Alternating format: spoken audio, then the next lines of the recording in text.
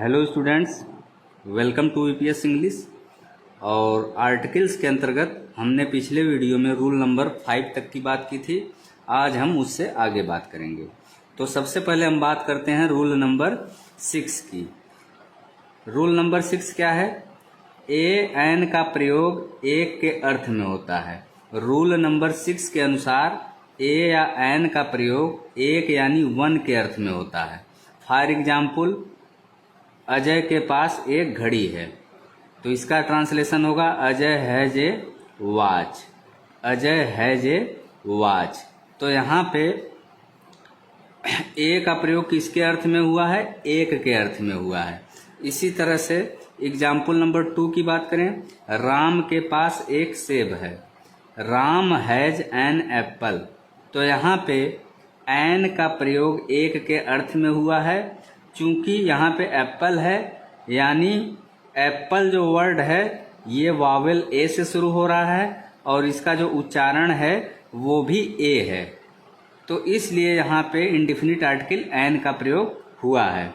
अब हम बात करते हैं एग्जाम्पल नंबर 3 की।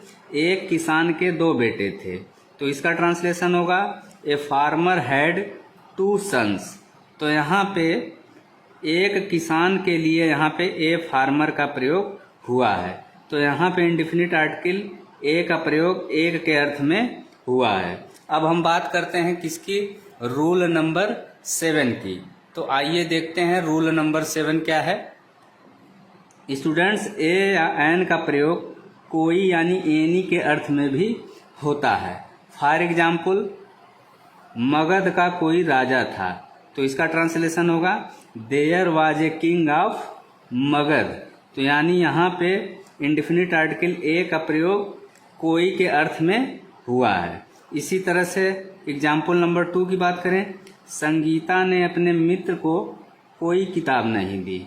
यानी संगीता ने अपने सहेली को कोई किताब नहीं दी। तो इसका ट्रांसलेशन होगा Sangeeta did not give her friend a book. तो यहाँ पे बुक के पहले इंडेफिनिट आर्टिकल ए का प्रयोग हुआ है। ए का प्रयोग क्यों हुआ है?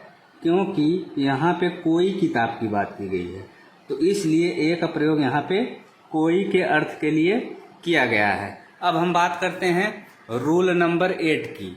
तो रूल नंबर 8 क्या है?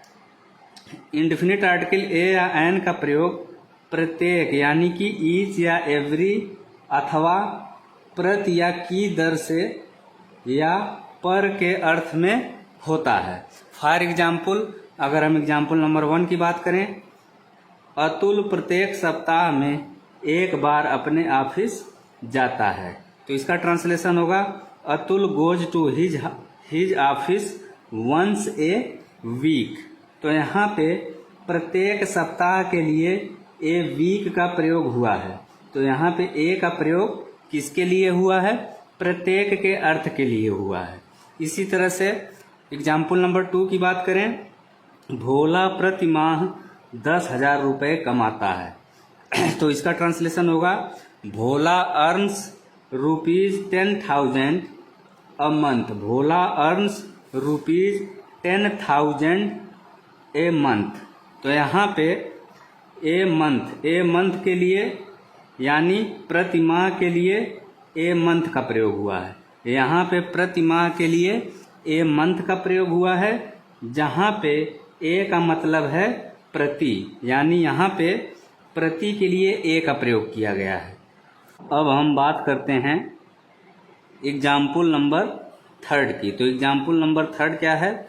गेहूँ 20 रुपये प्रति किलो के हिसाब से बेचा जाता है। तो इसका ट्रांसलेशन होगा wheat is sold at ₹20 A kilo. Wheat is sold at ₹20 A kilo. तो यहाँ पे 20 रुपये प्रति किलो। तो यहाँ पे प्रति किलो के लिए ए किलो का प्रयोग किया गया है, जहाँ पे ए का मतलब है प्रति। यहाँ पे इंडेफिनिट आर्टिकल ए का प्रयोग प्रति के अर्थ में किया गया है। इसी तरह से एग्जाम्पल नंबर 4 की बात करें, ट्रेन 100 किलोमीटर प्रति घंटा के हिसाब से चलती है। तो इसका ट्रांसलेशन होगा the train runs 100 kilometres an hour. तो यहाँ पे एन आवर शब्द का प्रयोग हुआ है। एन आवर का मतलब यहाँ पे होगा प्रति घंटा, जहाँ पे इंडेफिनिट आर्टिकल एन का प्रयोग प्रति के अर्थ में किया गया है। तो स्टूडेंट्स, ये था आज का वीडियो। अगर वीडियो आपको अच्छा लगे तो वीडियो को लाइक करें, शेयर करें, साथ ही चैनल सब्सक्राइब करना न भूलें।